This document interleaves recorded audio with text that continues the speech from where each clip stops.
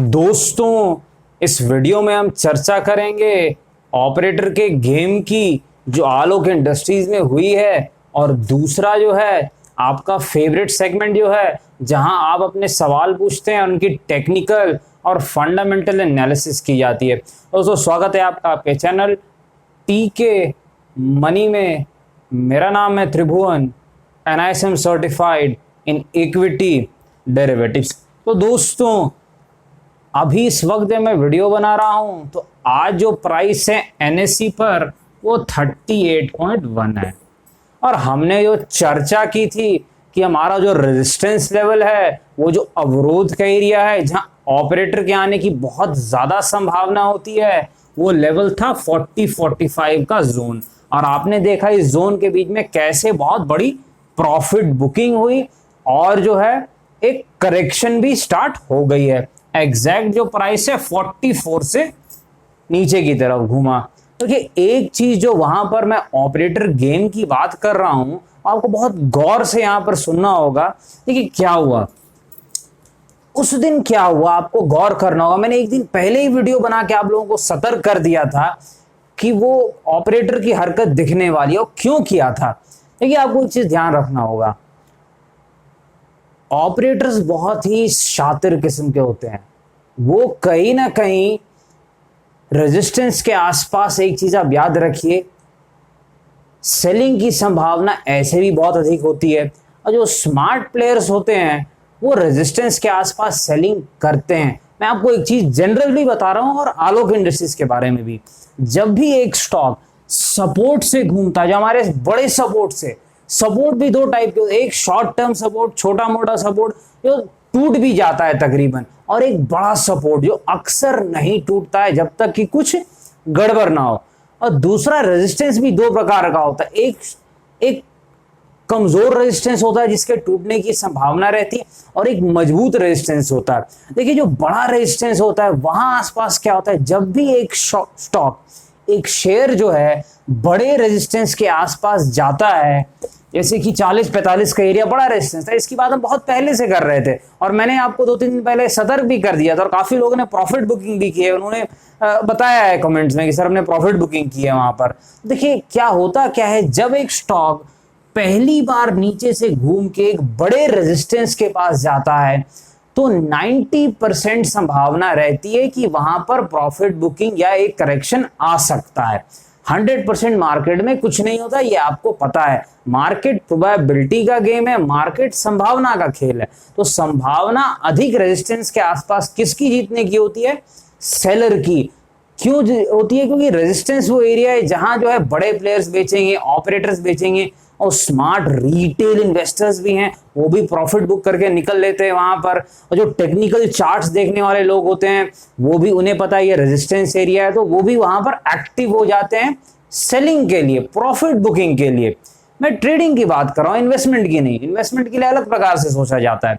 तो यहां पर एक डिस्क्लेमर मैं देना फिर से भूल गया। आपको याद होगा कि हम हमेशा डिस्क्लेमर ये देते हैं कि 90% टेक्निकल एनालिसिस के इंडिकेटर्स और टूल्स काम नहीं करते हैं सर्किट स्टॉक्स में। जो काम करते हैं वॉल्यूम, प्राइस एक्शन और फिबोनाची रिट्रेसमेंट, हम उन्हीं का प्रयोग करके कुछ लेवल्स निकालने का प्रयास करते हैं, चाहे वो सपोर्ट हो चाहे रेजिस्टेंस। तो देखिए 40-45 के लेवल पर उस दिन हुआ क्या, आपने देखा होगा। मैं क्यों कर रहा हूं ऑपरेटर का गेम, एक दिन पहले भी मैंने देखा सर्किट खुला कुछ समय के लिए, वहां पर फिर से ऊपर चला गया, और फिर क्या हुआ उस दिन, जिस दिन की आपका जो है 44 के लेवल से लोअर सर्किट लगा 40 तक आया, उस दिन प्राइस ग्रीन में ओपन हुआ, फिर ये ऊपर गया अपर सर्किट की तरफ 2 बार गया। तो एक डबल टॉप पैटर्न भी होता है, अगर आप शॉर्ट टर्म चार्ट पे देखेंगे तो टॉप बना एक डबल, यानी उस लेवल को निकाल नहीं पाया, फिर से सेलर आ गए। अब हुआ देखिए वहां पर क्या होगा, जो अंदाजा है, देखिए ये 100% नहीं है, जो मुझे पर्सनली लग रहा है कि बड़े प्लेयर्स जो हैं, ऑपरेटर्स जो हैं, उन्होंने सेलिंग की है, प्रॉफिट बुकिंग की है। जो स्मार्ट रिटेल इन्वेस्टर्स हैं और भी जो लोग हैं बड़े प्लेयर्स, उन्होंने भी जो है प्रॉफिट बुकिंग की है। लेकिन मुझे लगता है पर्सनली वहां पर काफी लोगों ने बाइंग जबरदस्त कर दी है, और मुझे लगता है वो आम रिटेल निवेशकों ने बाइंग की है। अब क्यों की है? रिटेल निवेशकों के दिमाग में एक चीज हमेशा रही होगी कि ये नीचे जाता है फिर ऊपर बंद हो जाता है। एक दो बार ये हरकतें पहले भी कर चुका था। तो अब एक रिटेल के दिमाग में जैसे ही उसे सर्किट खुला होगा, जो एमओ ऑर्डर जो लोग कर रहे थे कि लेना है, वो लोग एक्टिव हो गए होंगे। और वो लोग वहां पर जैसे ही एक्टिव हुए, वहां पर जो है सबने सोचा कि अब फिर से अपर सर्किट लगेगा। था वो बहुत बड़ा रेजिस्टेंस लेवल। मुझे लगता है बड़े प्लेयर्स को लिक्विडिटी मिल गई बेचने के लिए, वॉल्यूम मिल गया, गजब का वॉल्यूम हुआ, तो उस वॉल्यूम पे उन्होंने सेलिंग की है। और ये जो चीज है, क्या ये ऑपरेटर और बड़े प्लेयर्स की ही सेलिंग है ज्यादातर? ऐसे कुछ रिटेल निवेशकों ने ही प्रॉफिट बुकिंग की है। जो वीडियो देख रहे हैं उन्हें पता है, काफी लोग आप लोगों ने कमेंट्स भी किया है कि सर हमने जो प्रॉफिट बुकिंग की रेजिस्टेंस लेवल पे।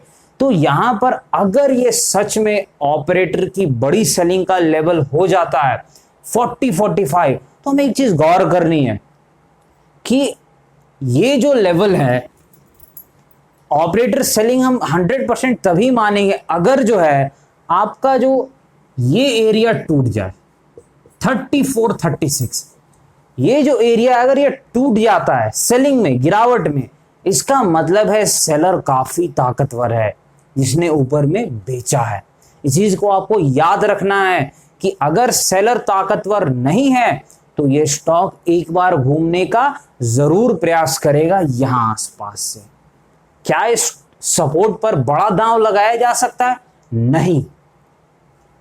इस वक्त मैं यही कहूंगा, ये एक छोटा सा सपोर्ट है।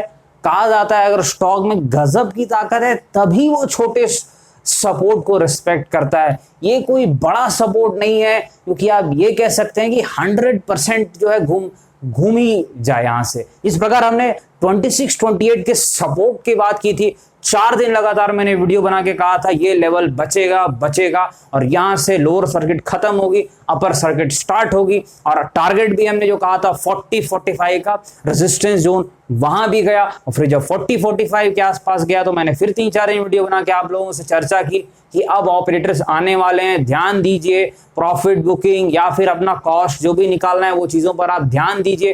काफी लोगों ने ध्यान भी दिया यहाँ पर, तो वो चीज हुई है। तो उस प्रकार से आप दाव नहीं लगा सकते इस लेवल पर, अभी 34-36 का जो लेवल है।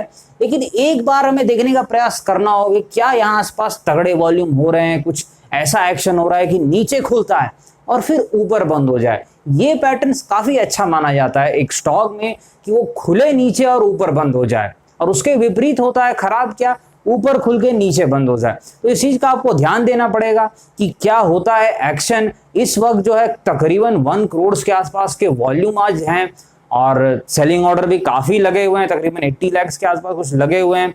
तो अंदाजा यही है कि शायद लोअर सर्किट और 1-2 दिन रहना ही चाहिए, जैसा मुझे अभी लग रहा है। बाकी और डेटा देखना होगा यहाँ पर, तो आप लोग थोड़ा ये ध्यान दीजिएगा।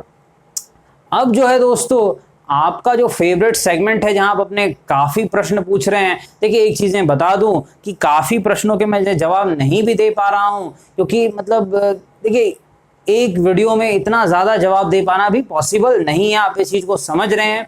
लेकिन मैं प्रयास करता हूं कि धीरे धीरे तकरीबन जो है सभी लोगों के जो क्वेश्चंस हैं उनका जवाब दे दिया जाए, ताकि बाकी लोगों को भी जो एक फायदा हो। तो दोस्तों पहला जो सवाल था वो आईजीएल को लेकर के।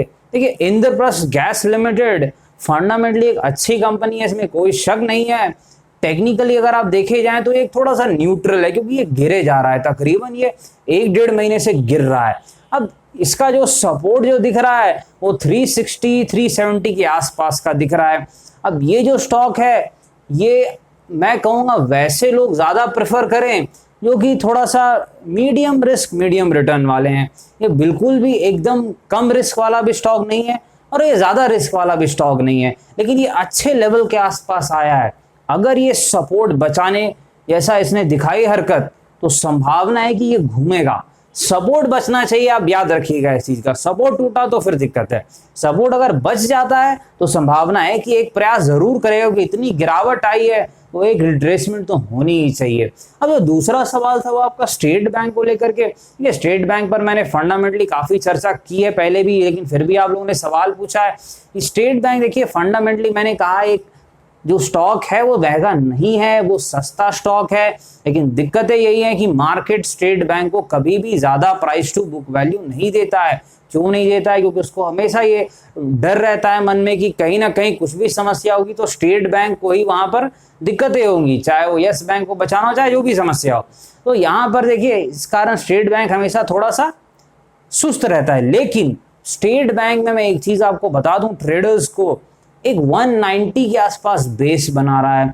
तो जो ट्रेडर्स टाइप के लोग हैं, जो एकदम शॉर्ट टर्म देखते हैं, वो 190 के लेवल को स्टॉप लॉस समझ सकते हैं। स्टॉप लॉस यानी वो एरिया अगर टूट गया तो इसका मतलब आपका ट्रेड जो है वो अब लॉस में जाने की संभावना है। उसको स्टॉप लॉस समझ के अगर वो लेवल बचा रहे तो एक 6-7 रुपए ऊपर जाने की संभावना रखता है ट्रेडिंग के पॉइंट ऑफ व्यू से। वैसे बड़ा ट्रेड तो इसमें तब बनेगा, जो मैंने पहले भी चर्चा की थी, जब ये 201 का लेवल, 201 का जो लेवल है आपका, उसको जो है वो निकाल देगा। 201 के लेवल को जैसे ही क्रॉस करेगा और अगर टिक जाए तो वहां पर एक स्टॉप लॉस बनाया जाएगा 201 को, और एक टारगेट की उम्मीद रखी जाएगी 210 से 220, यानी 1-2 रुपए का स्टॉप लॉस है, 10-20 रुपए का प्रॉफिट होने की संभावना है। अच्छा ट्रेड है, मैं यहां आसपास ध्यान दूंगा, क्योंकि ब्रेकआउट ट्रेडिंग में काफी मजा आता है अगर ये लेवल को निकाल के टिकने लग जाए। स्टेट बैंक की बात में कर रहा हूं।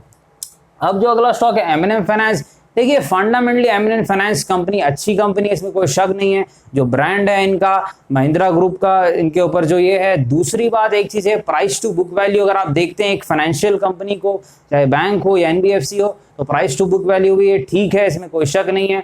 डिविडेंड यील्ड भी ये 2 से 3% के आसपास की देते हैं, कोई कमी नहीं है। एक ही चीज है कि आपको पता है, चाहे वो बैंकिंग सेक्टर हो, चाहे फाइनेंस रिलेटेड कोई भी सेक्टर हो, वहां एक समस्या है कि जो लोन दिया है वो कुछ जो लोन्स है वो डूबने की संभावना है, यानी एनपीए होने की संभावना है। इस कारण ये स्टॉक्स काफी दिक्कत में रहे हैं अभी तक। लेकिन यहां पर जो है 120-125 के आसपास सपोर्ट भी दिख रहा है। ये सपोर्ट नॉर्मल सा सपोर्ट है, ठीक ठाक सपोर्ट है। बचता है तो एम&एम फाइनेंस के भी ऊपर जाने की संभावना बढ़ जाएगी। यहाँ पर एक चीज है, देखिए रिकवरी जो आ रही है कोरोना वायरस के बाद, वो गाँव में ज्यादा है। यहाँ पर रूरल एरियाज में जो है डिमांड फिर से वापस आ गया है, चीजें नॉर्मल हो रही है। और इनका बिजनेस थोड़ा रूरल फोकस बिजनेस है, थोड़ा ये ट्रैक्टर और उस तरह की चीजें का जो लोन ज्यादा देते हैं। तो अगर इकोनॉमी सुधरेगी तो ये पहले सुधरेंगे, इसमें कोई शक नहीं है, फायदा जल्दी होगा। एम&एम फाइनेंस, ब्रिटानिया की आपने चर्चा के लिए कहा, देखिए स्टॉक बहुत गजब का है, फंडामेंटली बहुत गजब, टेक्निकली बहुत गजब, किसी प्रकार की कमी नहीं है। ये अलग अलग अब इनका जो प्रोडक्ट है, ये अपने प्रोडक्ट को और फैलाते जा रहे हैं, नए नए प्रोडक्ट्स लाते जा रहे हैं, क्योंकि इनके पास पहले से तो ही काफी इनका बिजनेस फैला हुआ है। और वहां पर 3-4 प्रोडक्ट और ये लॉन्च कर देते हैं हर 3-6 महीने पे। तो यहाँ पर इनकी जो प्रॉफिटेबिलिटी है, जो प्रॉफिट है, वो बढ़ते जा रहा है, रेवेन्यू भी जो है वो बढ़ते जा रहा है। भाई वायरस के कारण जो रिजल्ट्स आए हैं उन पर ऊपर नीचे हो सकता है, लेकिन आप एक चीज ध्यान दीजिए, ट्रेंड ऊपर के तरफ है। लेकिन एक चीज आप ध्यान दीजिए, प्राइस बहुत जरूरी होता है, भाव बहुत जरूरी होता है। भाव यहाँ पर कहीं ना कहीं आपके पक्ष में नहीं है। ये स्टॉक तकरीबन डबल हो चुका है और ये 4000 के आसपास है। थोड़ा सा सुस्ताने दीजिए, अच्छी कंपनी है, पोर्टफोलियो का स्टॉक है। जो ब्रिटानिया जो है पोर्टफोलियो का स्टॉक है, एम&एम फाइनेंस, एसबीआई, ये सारे पोर्टफोलियो के स्टॉक्स हैं। लेकिन थोड़ा गिरे, 10-20% की करेक्शन आए, अगर आ जाती है तो ले सकते हैं आप, पोर्टफोलियो में आप ऐड कर सकते हैं धीरे धीरे। अच्छी कंपनी है, पर इस भाव पे लेने में थोड़ा सा रिस्क ज्यादा है, रिस्क ट्रेडर्स को ज्यादा है, इन्वेस्टर्स चलेगा, लेकिन थोड़ा नीचे लीजिए तो ज्यादा अच्छा है। स्टॉक्स इतने हैं मार्केट में।